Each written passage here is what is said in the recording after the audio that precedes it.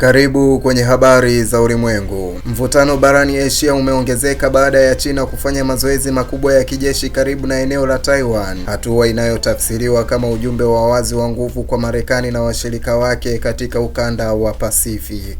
Rais wa China Xi Jinping amerudia msimamo wake kwamba suala la Taiwan ni la ndani ya China na halitakiwi kuingiliwa na mataifa ya nje, akisisitiza kuwa Beijing ipo tayari kulinda umoja wa kitaifa kwa gharama yoyote. Mazoezi hayo yamehusisha matumizi ya manuali, ndege za kivita na makombora ya masafa marefu, yakionyesha uwezo wa China katika operesheni ya kuzingira au kulinda njia ya bahari iwapo hali itazidi kuwa mbaya. Wakati huo huo, Korea Kaskazini imefanya majaribio mapya ya makombora ya ballistic, yakiripotiwa kuwa na uwezo wa kufika masafa marefu zaidi kuliko majaribio ya awali. Kiongozi wa Korea Kaskazini Kim Jong-un amesema kuwa nchi yake itaendelea kuimarisha uwezo wa kujihami dhidi ya kile alichokiita vitisho vya kijeshi kutoka nje, akilenga hasa uwepo wa majeshi ya Marekani, Korea Kusini na Japan. Hatua hizi mbili, mazoezi ya China na majaribio ya Korea Kaskazini, zinakuja katika kipindi ambacho Marekani imekuwa ikiimarisha ushirikiano wake wa kiulinzi na washirika wake wa Asia, jambo linaloongeza ushindani wa wazi wa kijeshi katika ukanda huo. Wachambuzi wa usalama wa kimataifa wanaonya kuwa kuongezeka kwa maonyesho ya nguvu kunaweza kuongeza hatari ya makosa ya kijeshi, hasa katika maeneo yenye msongamano wa vikosi vya majini na angani.